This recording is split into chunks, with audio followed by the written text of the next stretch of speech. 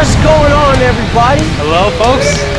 Welcome to Kulture Kombat. I'm your host, Super Duper Josh. And it's Sebastian. And today is our season finale. Yes, folks. it is. Unbelievable, man. 10 episodes in. 10 episodes in. 4 months of hard work. Yeah, we've done so much in that time. We have really elevated the show to something that I thought we would have never got to. Never expected either. Yeah, and that's also because not only we work hard to be putting out these videos and stuff like that, but tonight, ladies and gentlemen, we have a live audience today. Yeah. Thank you for joining us. Some of our friends and colleagues that wanted to join us tonight for Kulture Kombat. Yep. Now, tonight on this season finale, what are we talking about? We're wrapping up this year Pretty much. with just some of our favorite wrestling highlights that happened within all of the different promotions. Well, some of our top favorite moments, maybe our favorite matches, definitely our favorite wrestlers throughout the year. True that. Okay, so who would you give MVP from Raw, SmackDown, and AEW? Ooh, tough question. From Raw, I will have to give it to Gunther. For SmackDown, I may have to give the edge still to Cody.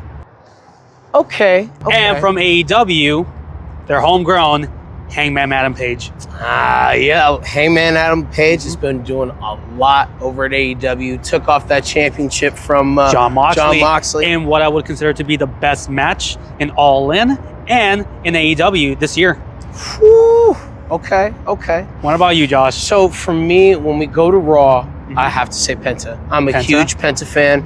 This man has been doing so much, even from AEW to AAA to Lucha Underground. I can go on and on and on. From SmackDown, I want to go Jade Cargill. Jade Cargill. Cargill, I love the stuff that she's been doing. The fact that she's finally a champion, and now I want to see how far they're going to take her, especially in a exciting way. If they don't pull it off in an exciting way, they're kind of just wasting time with her. Just like what they did with Cena, but we can get into that later on. Yeah, true. And for AEW, I want to say Mark Briscoe. Mark Briscoe. Mark Briscoe has been a very interesting superstar, especially with his kind of reign over in ROH. Yes. And in AEW and moving around. And it's like, he's a very interesting cat. And respect to his brother, of course. R.I.P. Jay. Of course, R.I.P. Jay. Well, now that we got our MVPs for the year, what was your favorite rivalry of 2025? Rivalry. Ooh. I'm going to have to say Cena and Cody. Cena and Cody, because I mean, Cena going heel for the first time, really like pushing that. It was an interesting way to see him. Yeah, honestly, I was a little shocked, but then I started riding the wave. It was really fun to watch. Yeah. How about you? That's a tough one, man. There are a lot of great ones. If I had to pick, it's the ongoing feud between Takeshita and Okada. Whoa! Yeah, that's something I did not know. Now remember, they are still current members of the Don Callis family, but they seem to be one-upping each other day in and day out. And with them being in the Continental Classic, who knows? Maybe it's going to be Okada versus Takeshita. It could be. It could be.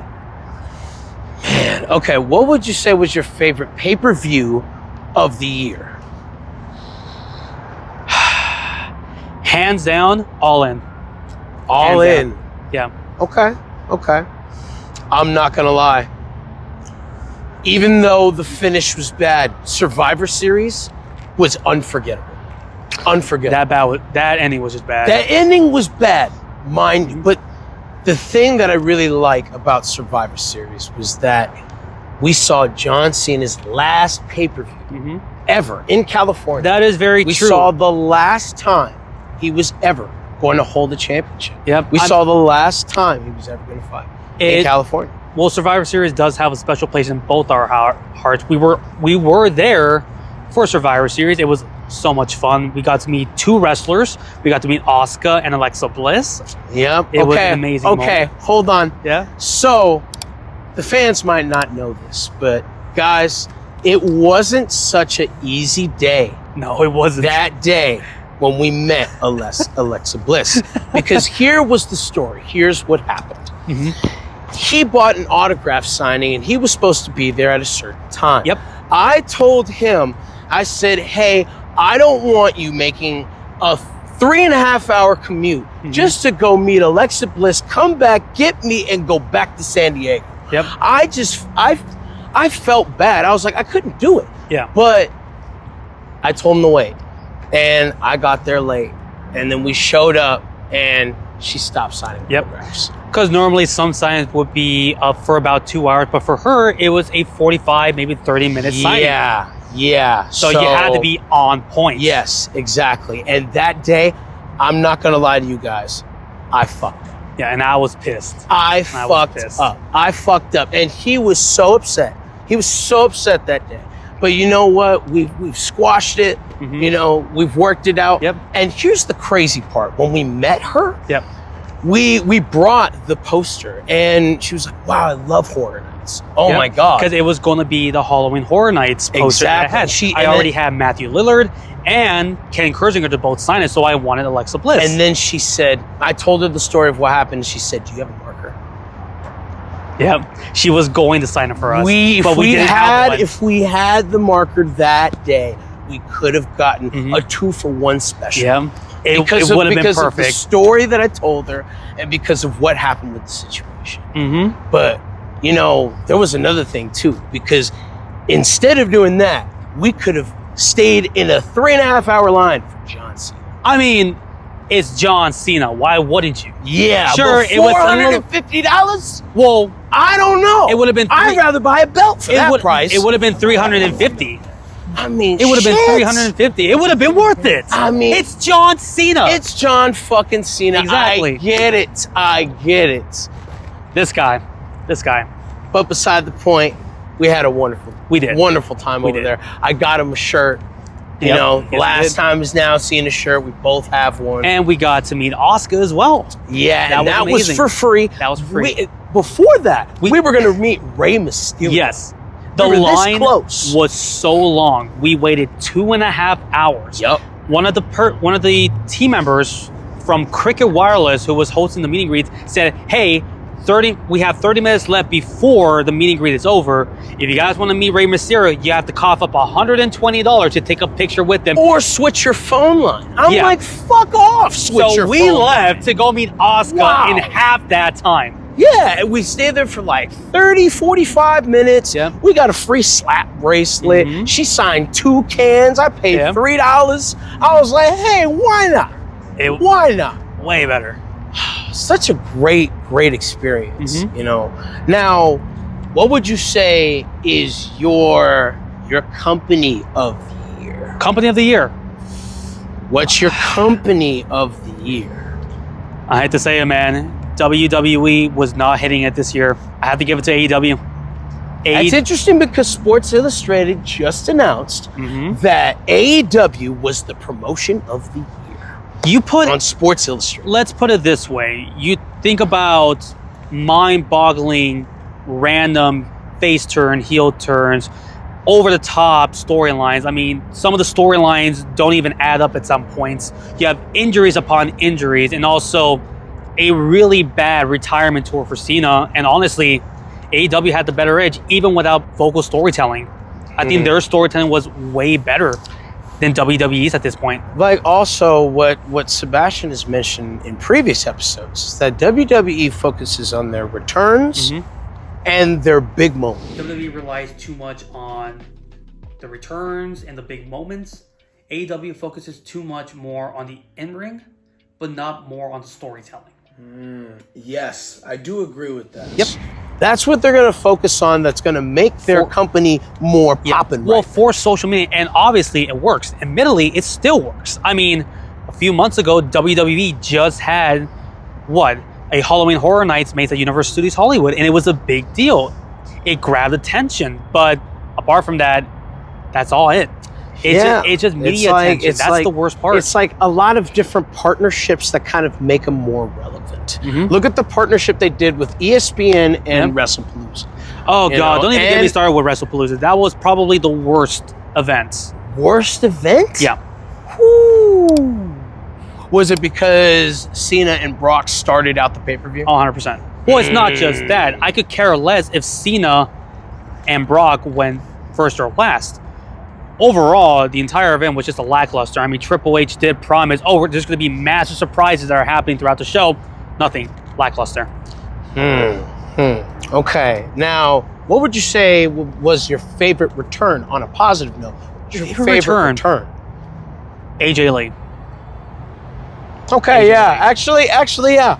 I'm not gonna lie. AJ Lee, that was pretty good. It was the most predictable return because I mean, they're in Chicago. It's Becky and Seth versus Punk and somebody else. Who was it gonna be? Rhea? Fans would have hated it. Yep. But the fact that AJ came back, signed the contract, and was like, "Hey, you hit my man? I'm gonna fuck you up." Yeah, and it was a nice mixed gender tag team match. Yeah. I was like, all right, for WrestlePalooza, I dig it. it. What about you? Well, besides AJ, there should be somebody else. I'm trying to think. Brock was really interesting. Like his shocker that came back, especially kind of all the weird talk that's been with Brock Lesnar. I mean, I know you've been like, let's move on every time. Yeah. Let's just move on. Let's just move on. But Brock Lesnar. Lesnar. Well, I mean, you just mentioned how you really enjoyed Punk and AJ versus Rollins and Becky. I just have to ask you, between both companies, what was your favorite match of the year? Favorite match of the year? Or I'll let you pick 3. 3 favorite matches from of the year. each company. From each company. So WWE and AEW. Damn! Oh my God. So in no particular order. I have to put Cena and Dom at Survivor Series. Yep. Had to put that up there. I have to put CM Punk versus Gunther up there. At SummerSlam? Yep, at SummerSlam. Okay. That was a great match. And I think the third match I would want to do is the triple threat with Seth, CM, and Seth. Roman. No, what? Roman. Roman, yes. Yeah, yes. WrestleMania, exactly. Yeah. Damn, if it goes AEW, I would say Kyle Fletcher versus... Is it Kyle Fletcher and Will Ospreay? Will Ospreay, yes. Oh, Steel Cage Revolution? Yes, at Revolution. Okay. So I have to put that one up there. Yep. Hangman versus Moxley. Yep. For that championship switch. And the last one... It's a tricky one. It is a tricky one. Samoa versus Hangman?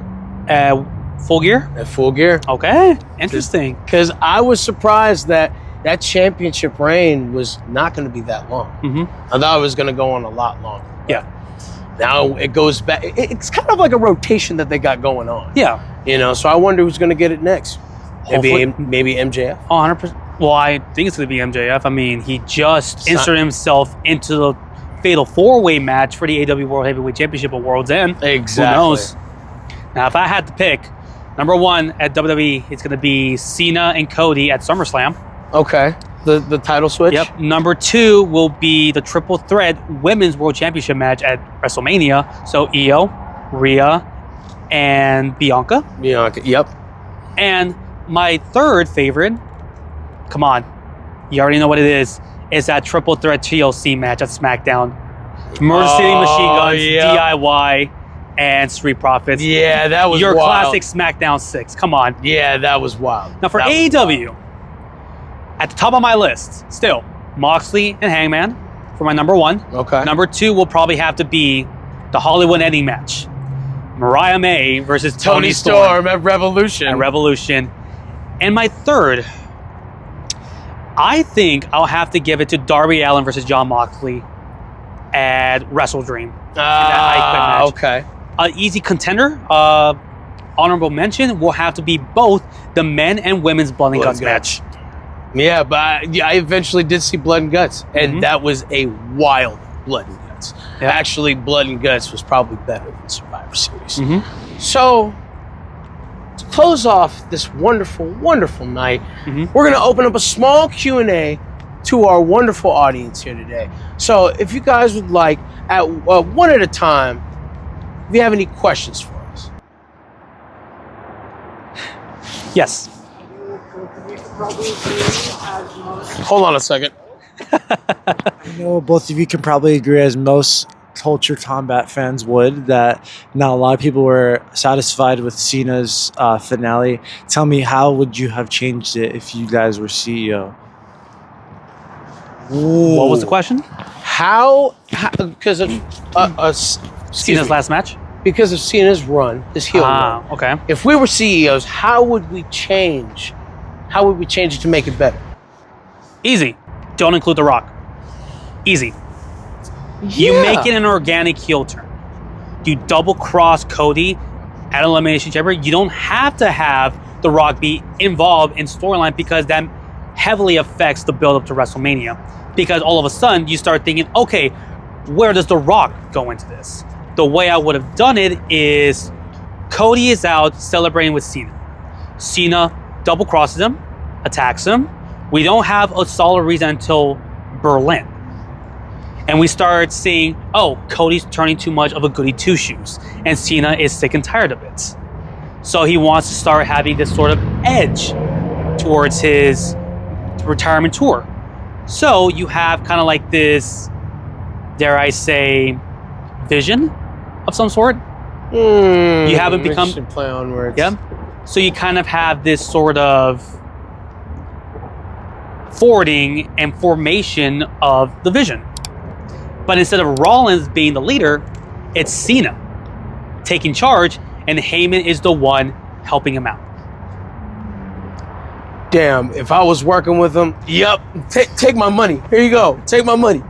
Like that is a really good idea. Mm-hmm. It's a really good idea. What about you? I mean, I definitely agree. Just don't have The Rock there, or don't have Travis Scott there. No. You know, don't give him another black eye, please, for the love of God. Exactly. I just feel like, you know, I think what I would have done with Cena is that maybe somebody would have corrupted him. Maybe Paul Heyman kind of 100%. Like just did it on the hush-hush and corrupted him a little bit to be like, I know that you're on your way out, but I know you could become a champion right now. Yeah. And I want to make you the next big thing. Mm-hmm. You know, so model after Brock Lesnar, and he would corrupt him to turn him heel. Mm-hmm. And then it's like it takes Cody to be like, listen, you can't be listening to that snake. But then if he has the formation of the vision, they would just be taking out Cody. Well, just to add on, instead, I wouldn't do the vision. I would actually bring a WCW old school era faction, which is the Dangerous Alliance. So it had, so in that original faction, it had guys like Steve Austin, Rick Rude, Paul Orndorff, Larry Zbyszko, bunch of legends on that faction. Hell yeah. Any other questions? Yes. No worries. Yeah, this might be kind of difficult to answer, so feel free to let me know. But you know, let's say hypothetically, you know, in an alternate universe, you know, let's say John Cena did not turn heel. Hypothetically, let's say in his final run, he stood a babyface throughout it, and his entire career, he never went as a heel. Do you guys personally feel that his final run would have ended better if he just stayed a heel for the entire year? That's a very tough question to answer. Yes and no. I think if he were to stay babyface the whole entire run, I think people would have appreciated it a little bit more. I do respect John's decision to turn heel because it takes risks and it makes his character a little bit more interesting. Now, to have it throughout the entire run of the retirement tour, honestly, that would have been better. It would have been really cool to see that, because that's what I was assuming at first. I really wanted him to get to the last fucking pay-per-view and then have Cody snatch it from him on his last match. Well, because then it's like, is he really going to retire, or does he come back and just hell no, I need that back. Yeah. You know what I mean? Because it can inspire something else. Because then he could have done what Punk tried to do in 2011, which is he's walking out of WWE. He's never coming back. He's going to take the championship with him. That would have made it interesting. Had he won in his last match and walked away with the championship, what could they have done? What would they do? Probably vacate the championship, try to bring it back. Now, if Cena were to remain babyface for the entire run, I would make Cody a heel. Yeah, that would be interesting to see, like, Homelander Cody. Yeah, Homelander Cody will be interesting, but that would be dope to see. Like throughout these last few months, we have been seeing a bit more of a slight edge to Cody's character. He's becoming a little bit more aggressive. He's using cheating tactics to win. I mean, against Drew McIntyre, he used the belt to win. True. So it makes perfect sense for now to pull the plug on Cody and make him a full-fledged heel. It makes a lot of sense. What if they do that on the 1-year anniversary of Raw on Netflix? Or they do it on the 1-year anniversary that Cena turned heel on Cody. Oh, now that would be interesting to pull off. That would be interesting to pull off. Any other questions? Yes. How did it feel to complete your first season? Dude. Man, it feels different. Doesn't feel the same. Especially really because, you know, as people know or don't know, we had an original show before. We call it the Kulture Kombat podcast. Yeah, and unfortunately, yes, our producer left and deleted everything, and we had a full season. Yep. We couldn't believe that we actually pulled it off. But what I didn't imagine is that when he did leave and we had to start from scratch again, we're back at 10 episodes now. We have had over 10,000 people looking at us on YouTube. We have over 100,000 people. Over 100,000 people looking at us on Instagram, which is surreal to think. And putting into perspective, in all honesty, I'm glad our old producer left because it would have held us back a lot more. I mean, think of who we met during that time. I mean, we met Alexa Bliss. We met Asuka. We met Chris Van Vliet, Ethan Page. We met Rikishi. Yep, we met Sting. Yeah, this is the Stinger inviting you to watch Kulture Kombat. It's showtime. Yes, we did Halloween Horror Nights videos. We did everything we wanted to do within 10 episodes, and we got more left in the tank for 2026. This is just only a one season so far. So far, and it's not gonna stop.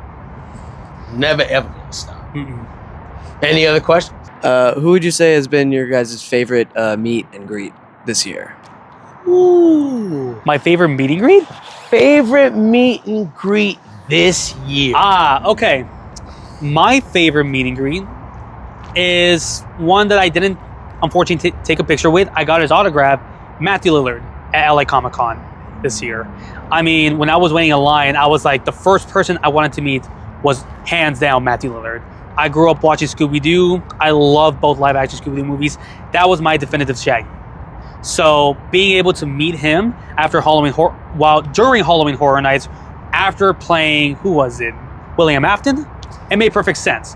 I went to go meet him. I was waiting in line. One thing that he did that I never expected anybody else to do is that he stopped all autographs.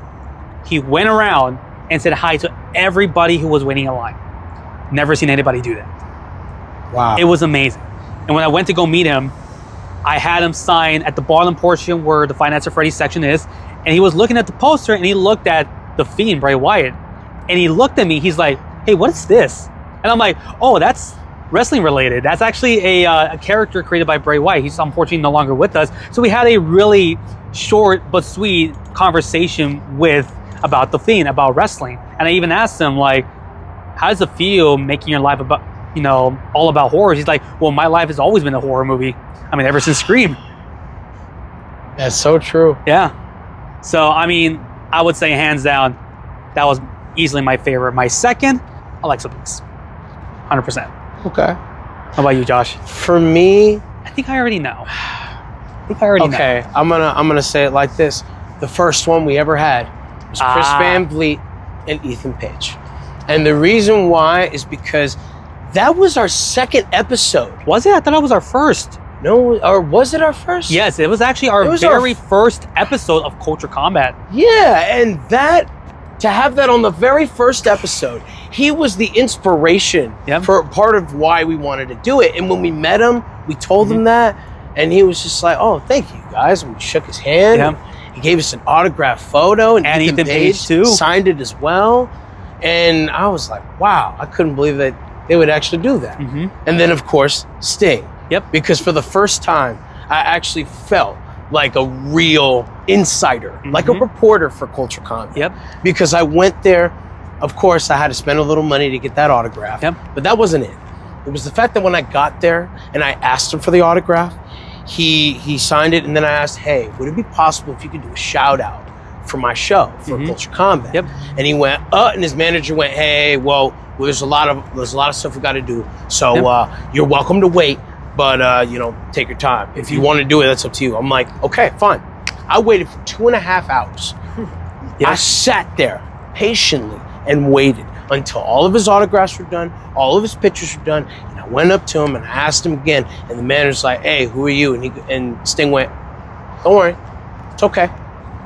Yeah, I'll do it for him." He waited patiently, and he did it for us. Yep.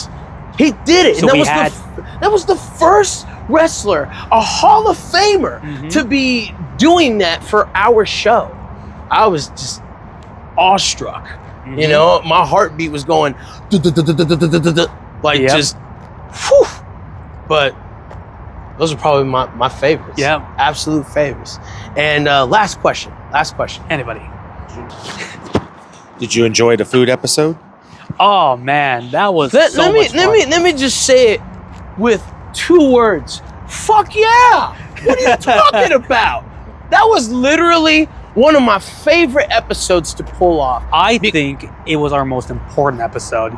Because it was the first one. Not only was it the first one, we bounced back after our falling out with our producer. Yeah. So that I've never seen this man cry. Never. And he broke down crying.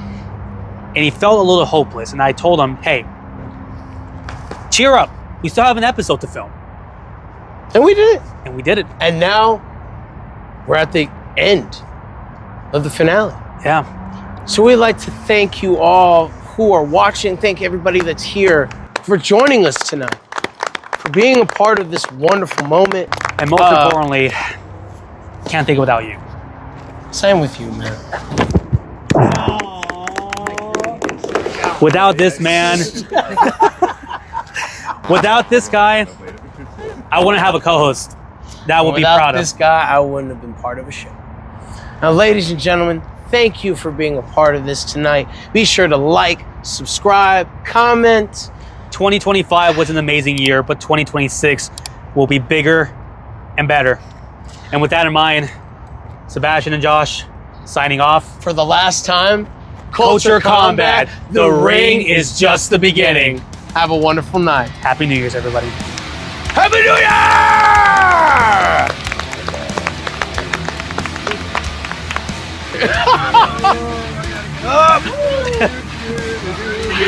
Thank you so much.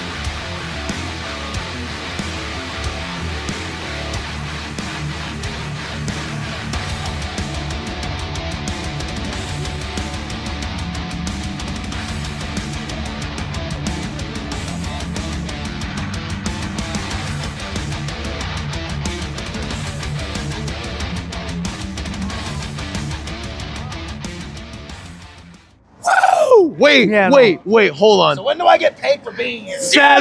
Metal! Wait. It's 4 letters, 1 word, yeet!